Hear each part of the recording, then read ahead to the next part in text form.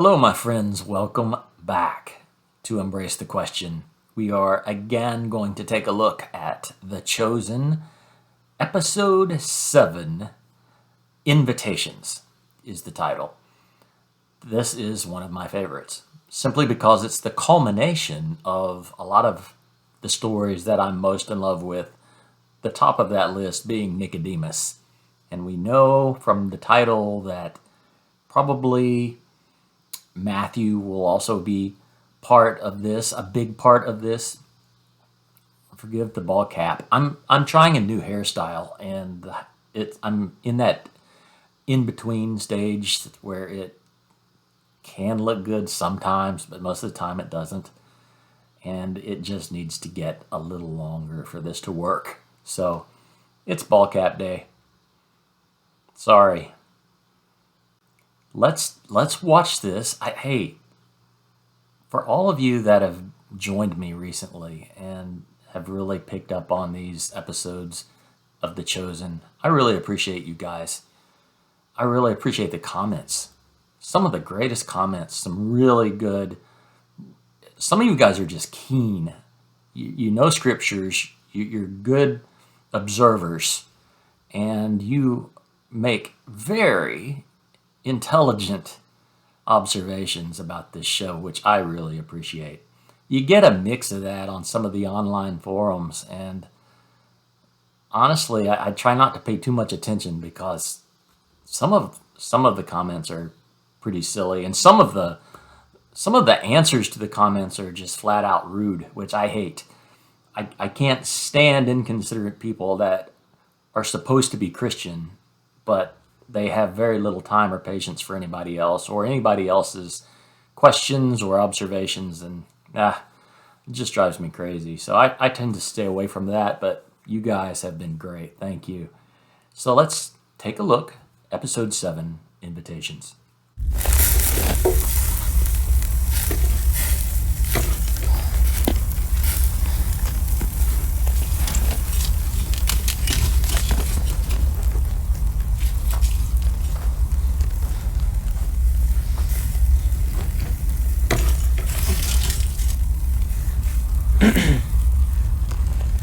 Joshua, how many more in the night? Some 300, sir. Where will you bury them? Men are trying to dig a trench, but the ground is hard and rocky. With respect, Moses, my concern is not for the dead, but for the dying. Hundreds fall by the day, and for every serpent we kill, another 10 appear. Maybe we should leave the bodies here, in this tent. At the rate people are dying, there would not be enough room, even if we stack them to the top. Then we'll have to leave and find someplace else. Not leaving anytime soon. Too many people are sick and cannot walk. After today, the only Hebrews too sick to walk will be those who choose to remain so. Is there medicine in that bronze? You told the people that you would ask God to forgive their rebellion, to heal their serpent wounds. I did. Then why are you hiding in a tent? It wasn't my idea, Joshua! That is a pagan symbol. You did not ask him if he was sure? Maybe you misunderstood him. I've learned to do what he says, without questioning. You remember what happened at Meribah. Just to be sure, we could send a messenger to Ezion or beg for aid. That pole. Hand me that pole.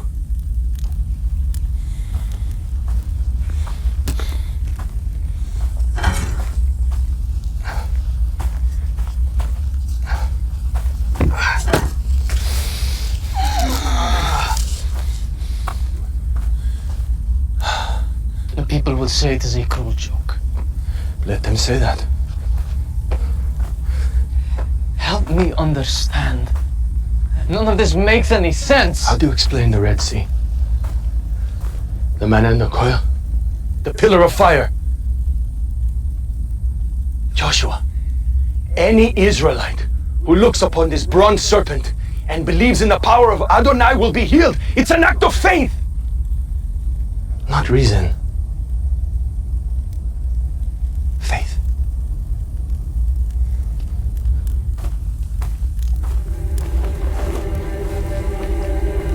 Okay, can we just talk about that intro?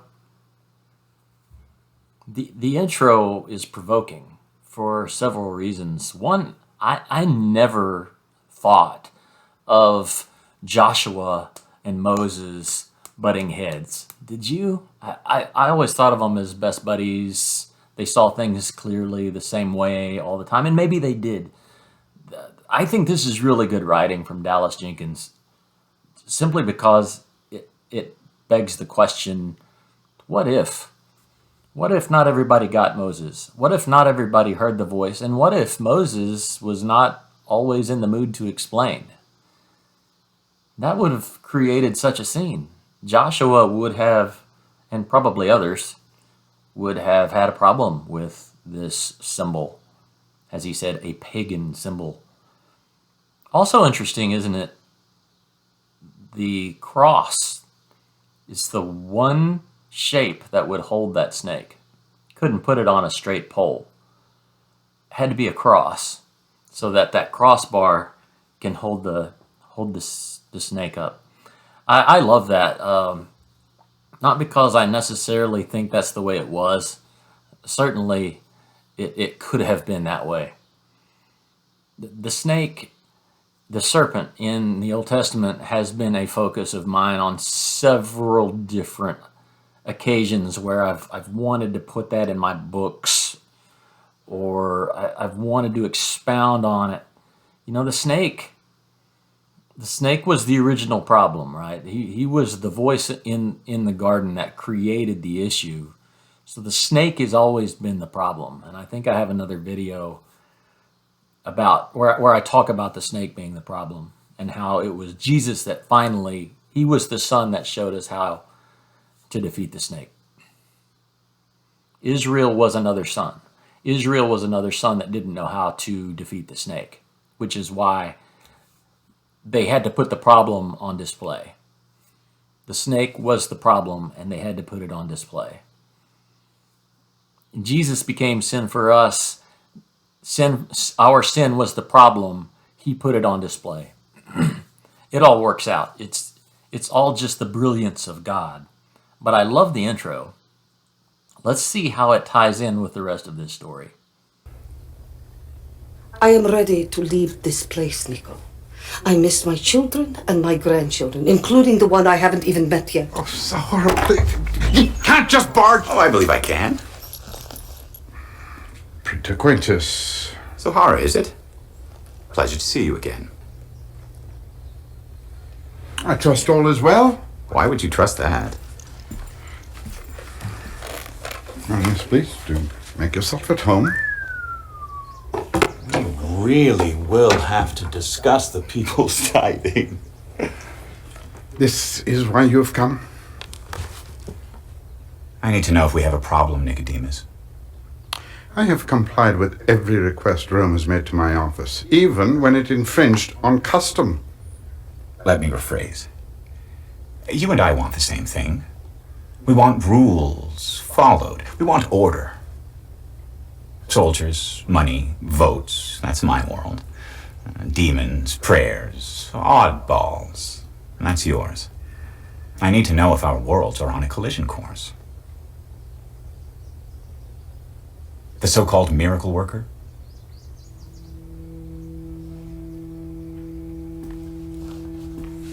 Jesus of Nazareth. Don't even know what Nazareth is, but yes, him. Anecdotes and rumors. And a stampede in the eastern ghetto that delayed Herod's envoy. That really made me look bad. I hate that. The unrest began when your soldiers waded into the crowd brandishing weapons. It isn't an isolated event. I've heard reports. My source has an unwavering knack for accuracy and a compulsion for the truth. So again, I ask you, is there a problem? No.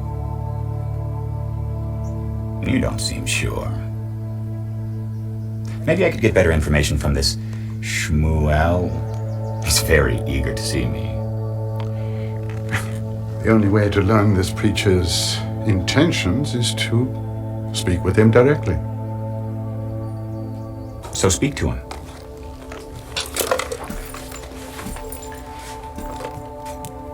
I hate crowds. They take time and resources, and then cleanup is a pain. When you arrange a private meeting, I want to know when and where. Understand? What troubles you about this man? Preachers have a habit of becoming politicians. They sprout up like weeds and spread. Your wife is a gardener. She understands. Some flora spread their seeds when trampled. Who's to say you wouldn't be creating a martyr?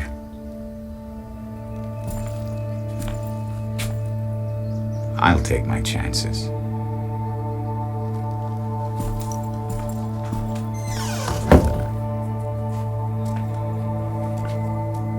You sympathize with this preacher.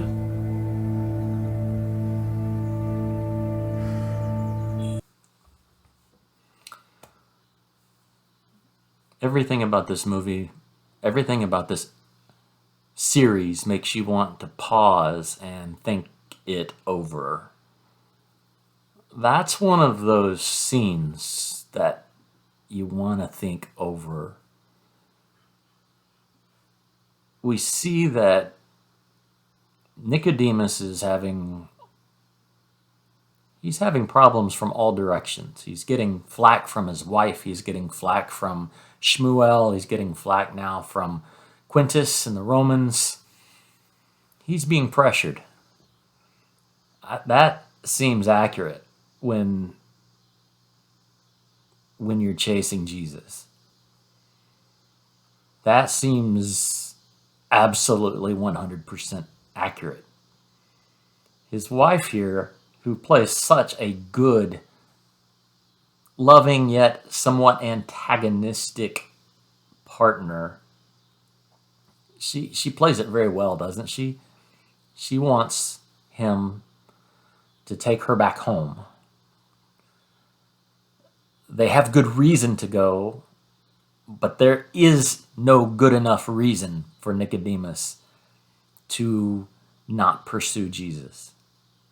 He is absolutely 100% enthralled with this miracle worker. Now he's being commissioned to have a one-on-one with Jesus via the Romans, i.e. Quintus, who is as evil as ever, right? As smooth as ever also. Still love the guy. The first time I saw this scene, I was somewhat disturbed that it was built into the storyline that Nicodemus he was commissioned to search out Jesus, because I know he wasn't. At least I strongly suspect he wasn't. But I never lose the sense that this plays into Nicodemus's hand in this story rather well, because he's looking for an excuse. He's looking for another reason. He was going to make the meeting happen anyway. We saw that in the last episode. He pleaded with Mary to make the meeting happen. But now he is very much justified in his pursuit of Jesus, at least even on the external, right? Even on the external side of things. He is commissioned by the Romans to seek Jesus out, have this meeting. And that's pretty provoking. Let's see where it takes us. I wanted to apologize for yesterday. For what? I was trying to help those people get closer to the sound of your voice. I had no idea they would open the roof and disrupt your teaching. I'm truly... So you regret that a paralytic is enjoying his first full day on his own feet, huh? No. Just that I caused the scene and cut short your teaching. Who's to say it was cut short? With their faith, they would have found a way whether you brought them to the roof or not. But there's more. When we were leaving, a Pharisee stopped me and asked for a private meeting with you. I told him I would ask. A Pharisee? Do you know this man? He visited me before. A Pharisee in the Red Quarter? Rome sent him. I doubt he wanted to be there. No, I wouldn't think so. Well, I saw him again after I was better, and he wanted to know how I was healed. Of course, I didn't tell him who you were, but he seemed What? earnest. He wasn't offended to learn that someone else had succeeded where he had failed. That there's a hunger in his eyes, not fear. Not like the Pharisees at the window yesterday, huh? I am sorry to have brought all this on you. No. Oh, there was a reason you met this Pharisee. Nicodemus. Nicodemus, of course. I've heard of him. I don't know who is known and who is not. This is all new to me. Don't worry about which men others think are important. Send word to Nicodemus. I will meet with him. Little James will know the location. Thank you, Mary. Yes, teacher. Where are you going? To be alone. I need to think. To pray. I will pray also. That I did not put you in terrible danger. You have not. In fact, I have made plans already for tomorrow night. Plans? Yes, spread the word. A dinner party in the Northern District. The tall house just past the arch. But that row of homes. I know the kind of people who live there. Trust me. I will tell the others. That scene was a good mix of how I believe, think we interfere with God and what He's doing. Mary Magdalene was apologetic about all of the trouble brought upon Jesus that we saw in the last episode, where we had the crowd gathering, we had people digging through the roof, lowering down the paralytic. Jesus made the mention, so you're sorry that a man is enjoying his first day without being lame. And it's just pretty indicative of how we are, isn't it? We think that. I think we're just so conditioned to be full of ourselves. We think that we have a lot more bearing on situations than we do. I'm not saying we can't have a bearing on a situation or that we shouldn't try to have a bearing on a situation, but we give ourselves way too much credit, especially where the mission of God is concerned, right? Because He is going to see through. In most cases, He is not making the success or failure of His purposes relying upon us. He is going to succeed. We get to be a part of it. And she just hasn't learned that yet. I think that's kind of a cool scene because we are still this way.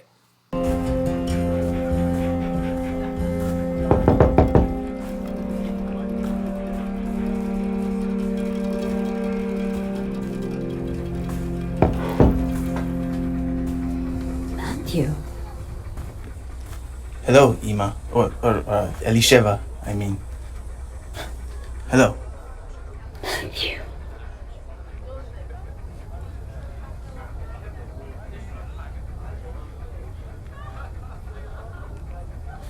I don't receive visitors myself. Is this a custom? If your father were here, I couldn't do this.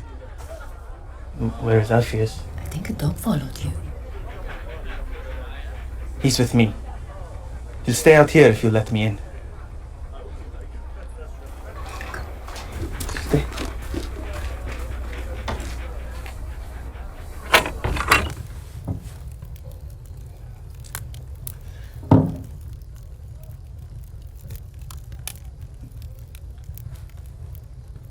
Will Alpheus be home soon? He's away. On a work trip. Where will work take him? Does he no longer make leather goods? His shop was robbed. Many of the shops have been. Crime is rampant, makes it very difficult to reopen. He loved his shop. But we still have a roof over our heads, which is more than some people can say. You can ask me for money if you ever need it. How can you say that? It's quite common. I've seen many parents entirely dependent on... Your father would sooner die than take your blood money. I know you are ashamed of me, but your decision is irrational. Rome will continue to collect taxes no matter what. I'm skilled with numbers. Did you come here to justify yourself? No! Everything's like sand in a flood. The things I thought I knew to be true. Are you in trouble? Do you think that impossible things can happen? That overturn the laws of nature? That cannot be explained? That is what people asked when you were a boy. Even the rabbis were astonished at your talent for reading, math, the way you could think faster than any other child. They thought you would be someone great. Great at what? I'm rich. I have an armed escort. I'm trusted by the praetor of Galilee. We never dreamed you would use the talent God gave you to bleed your people dry. But have you ever seen anything miraculous? Matthew. My whole world. Everything I thought I knew. What if it's wrong? I think you should go.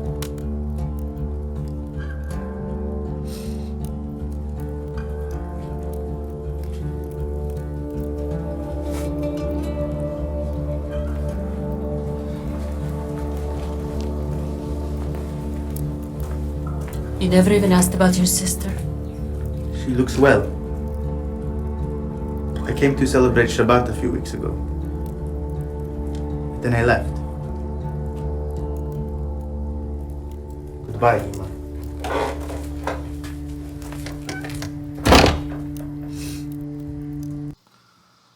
Pretty much a heart-wrenching scene there where Matthew is visiting his parents' house, his mother Elisheva and his father Alphaeus, whom he calls both by their first name because he's not accepted as their son any longer. I have to ask you as viewers, what is the deal with the dog? Out of all the studies I've done, and maybe I just haven't done enough, they seem to think that the dog is an oddity in town. I would have thought that there would have been many dogs in town. In fact, I would have thought that many Hebrews would have owned dogs, being that they would have contributed to the warmth in the house. They would have helped guard things. They would have helped with the cattle, should there have been cattle, and often there was. So I don't know about this whole thing, and you see it over and over, this surprise whenever Matthew is seen with a dog. And it's almost like it's a Gentile thing. And I know that Gentiles are associated with the dogs. From the Syrophoenician woman, she equated herself with the dog. There were more. It goes all the way back to Mephibosheth, who called himself a dead dog to the house of David, right? Mephibosheth, the son of Jonathan. Interesting, though. If you know some details about that, please share. I would love to get the scoop on the dog. That scene is rough. I mean, yeah, from the Shabbat episode, we saw Matthew spying on his own family during the Shabbat dinner. And there's this longing that surely was there, because you couldn't just be a tax collector and expect your community, much less your family, to accept you. He was an outcast, and yet he's so eaten up by this unexplained mystery of the miracle worker that he has to go home and ask his mom. That is phenomenal to me. That is just that's hard to take when you consider that his mom asked him to leave. But at the same time, you get the feeling from this storyline that maybe reconciliation could be in their future, which is a lovely thing to think about. It's going to be interesting one of these days to meet Matthew, isn't it? The real Matthew, the one in heaven, and find out what he was really like. To see how close this character maybe comes to the truth of things. Of course, she's playing an autistic guy that has a lot of obsessive compulsive tendencies, and he's entertaining, but he sells it. This guy, and his name's escaping me, he's excellent at playing this character, and I really appreciate this character. I love the hunger that we see, and we've seen it now in Nicodemus, and we see it in Matthew. The beauty of this episode. Let's continue.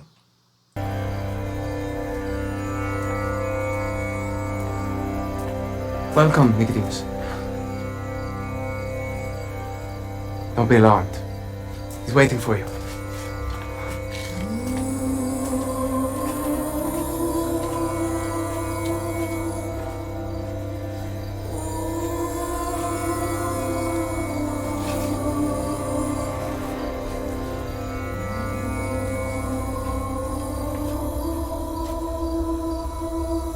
I asked the owner of this house for more lanterns, but he said they would draw attention.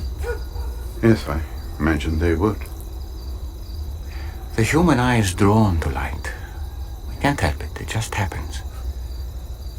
There are many things we are drawn to without our thinking or our ability to explain why. Thank you for agreeing to meet. Thank you for trying to help Mary when you did. It was no help. You were meant to be there. Me? So I could fail miserably at an exorcism in the Red Quarter?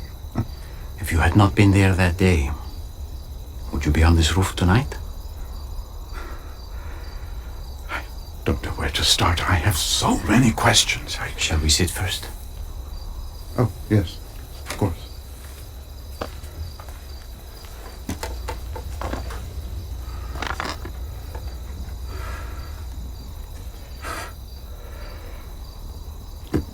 The eastern slums. Many wandering preachers have succeeded in gathering crowds with their rhetoric and fiery tone. I've heard a few of them over the years myself. So you know the type. But I have never heard anyone tell a paralytic to get up and walk, much less it actually happened. So what is your conclusion? I believe you are not acting alone. No one can do these signs you do without having God in him. Only someone who has come from God. And how is that belief going over in the synagogue? Which is why we are here at this hour. What else? What have you come here to show us? A kingdom. That is what our rulers are worried about. No, not that kind. Then what? A sort of kingdom that a person cannot see unless he is born again. Born again? Yes. You mean like a new creature? A conversion from Gentile to Jewish? No, that's not what I'm talking about. Then what is born again? I hope you don't mean return to the womb, because that would be a problem for me. My mother, may she rest in peace, is dead. Truly, I say to you, unless one is born of water and the Spirit, he cannot enter the kingdom of God. That which is born of the flesh is flesh, and that which is born of the Spirit is spirit. That part of you, that is what must be reborn to new life. How can these things be? A teacher of Israel, and yet you do not understand these things. I'm trying, Rabbi. I know.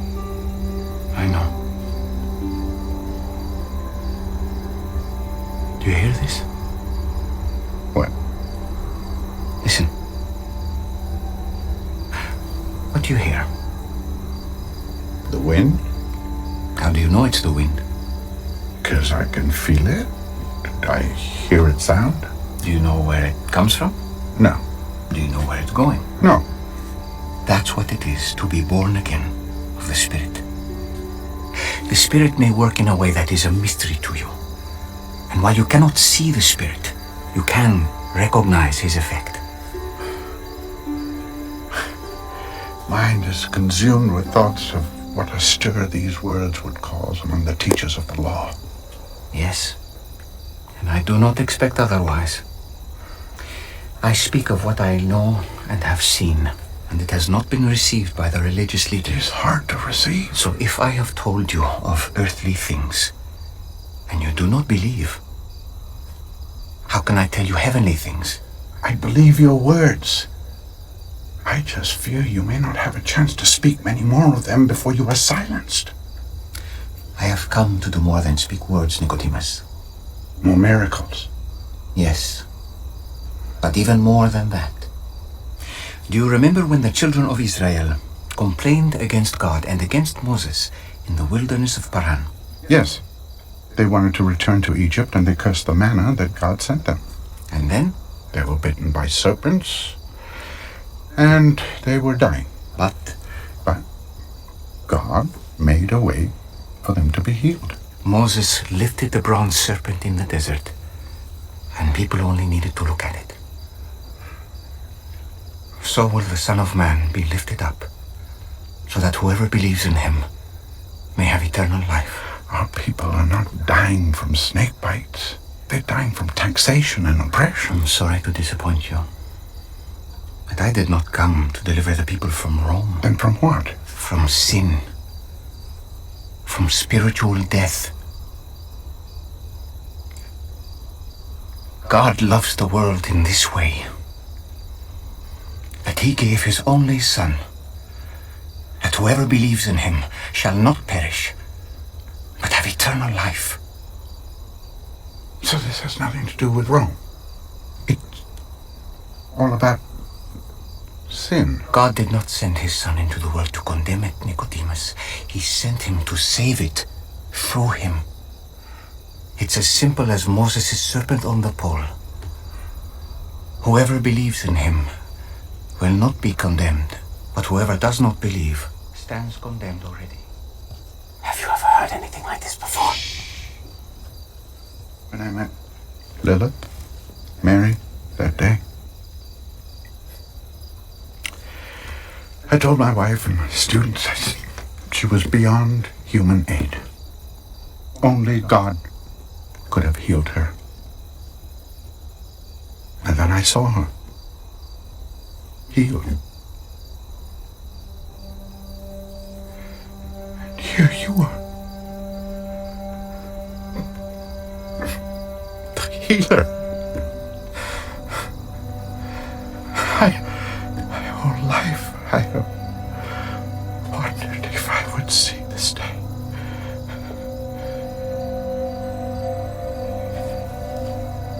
Follow me,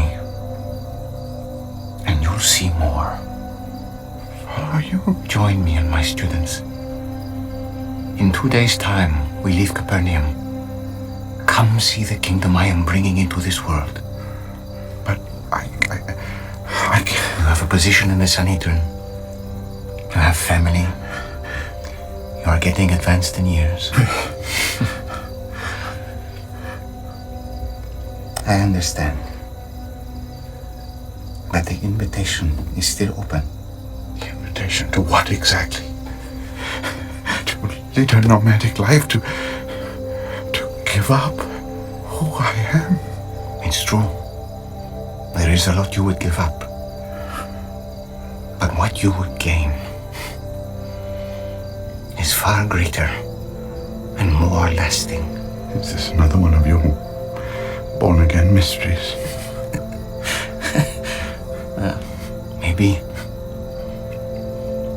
I know mysteries aren't easy for a scholar. Think about it. Take your time.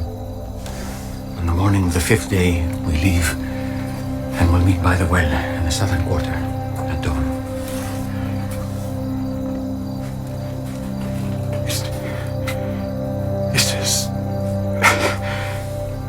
Is the kingdom of God really coming? What does your heart tell you? My heart is swollen with fear and wonder. It can tell me nothing except that I am standing on holy ground.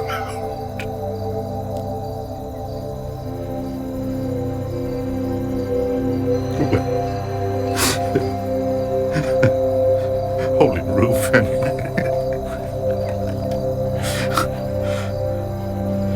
I do hope you come with us, Nicodemus. You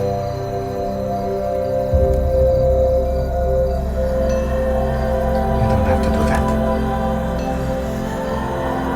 what are you doing? Kiss the Son, lest he be angry and you perish in the way.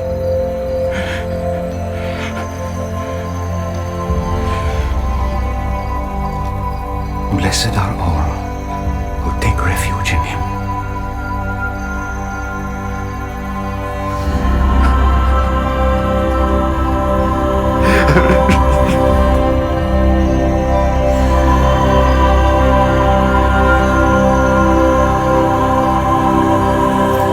Yeah, I swear to you right now that if that hadn't been the third or fourth time I've seen that scene, I would be unable to talk. That is, without a doubt, the best reenactment of John 3 ever done.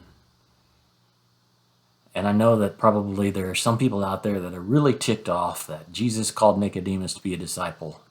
And my response to that would be Jesus calls everybody to be a disciple.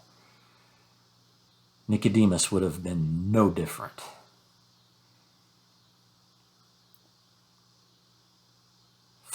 That's phenomenal.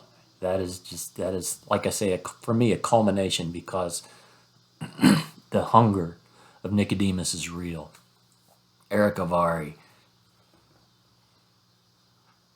is called by God to do that character.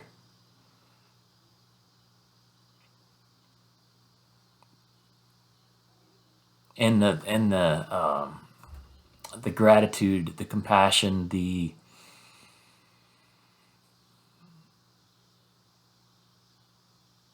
response of Jesus to Nicodemus: thank you for going to the Red Quarter. Thank you for trying to help Mary.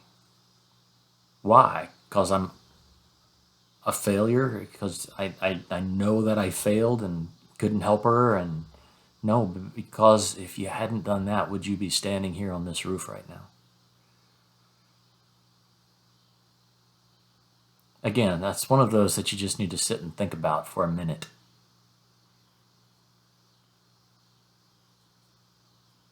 The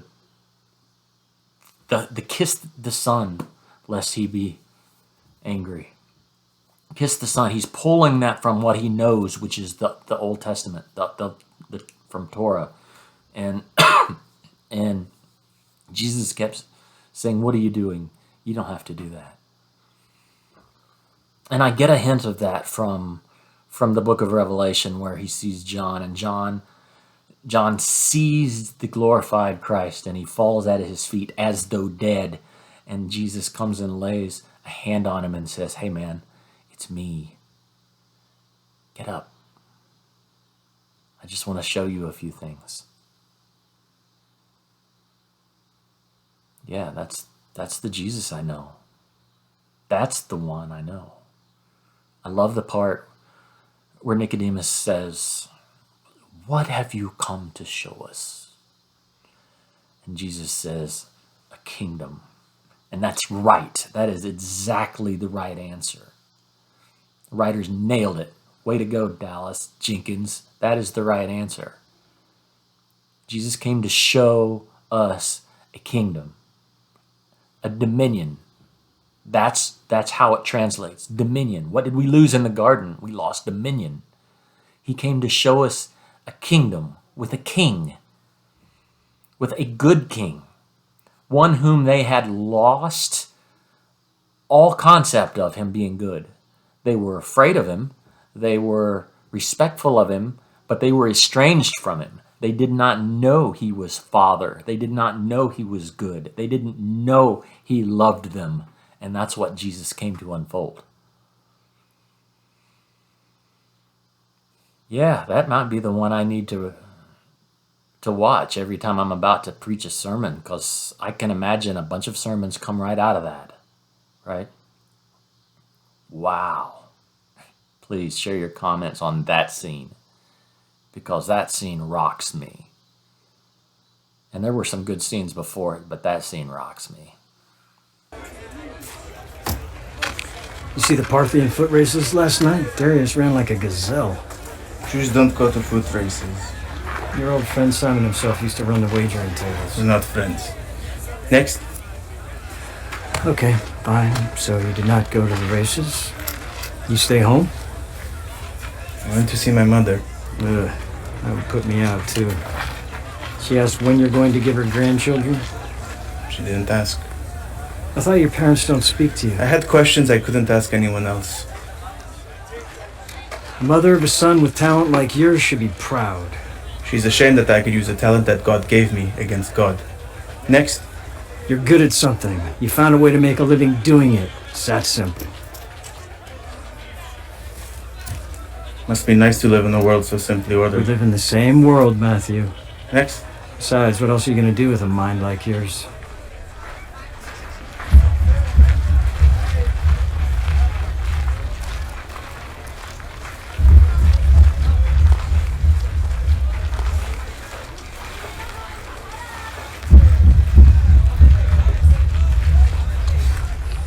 Matthew!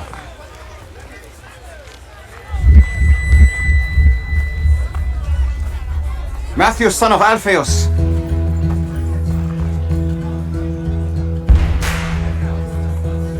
Yes? Follow me. Me? Yes, you. Whoa, whoa, whoa. What are you doing? You want me to join you? Keep moving, street preacher. Do you have any idea what this guy's done? Do you even know him? Yes.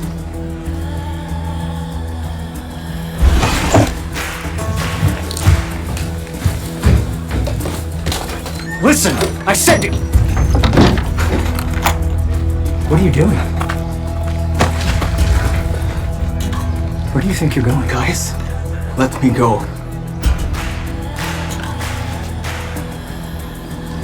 Have you lost your mind? You have money.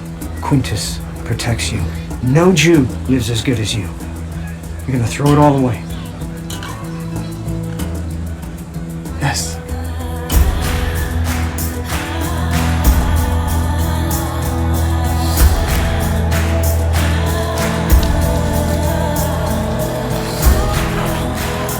I don't get it. You didn't get it when I chose you either. But this is different. I'm not a tax collector. Get used to different.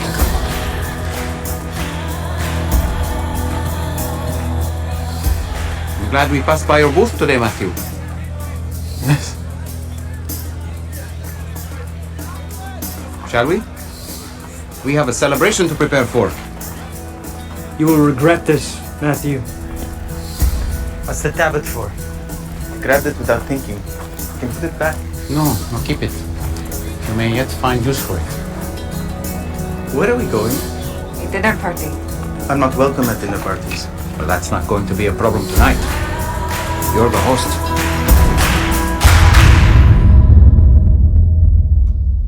Oh man, it just keeps getting better.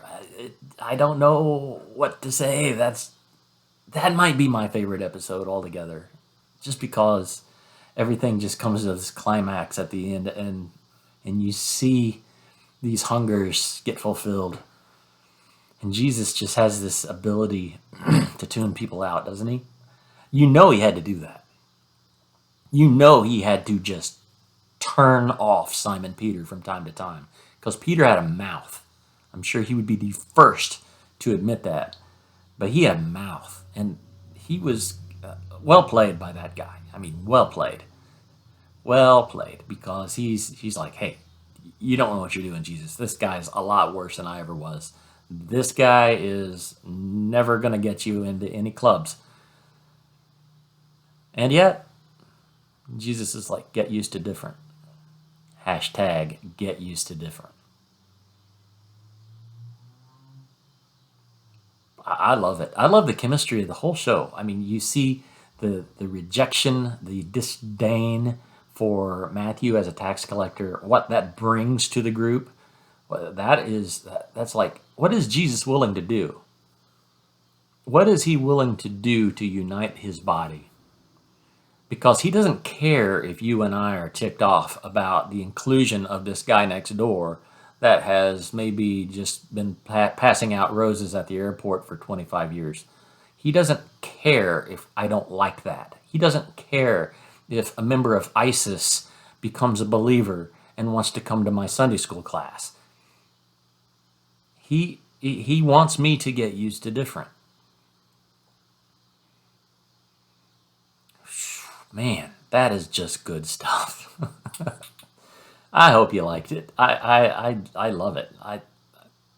If you liked this episode with my lame comments, then please give me a thumbs up. And if you want to see more like that, then be sure and hit the subscribe and the bell. I should have this really cool animation for that, but I don't. So maybe I'll get one in the future. But I hope you guys are staying healthy out there.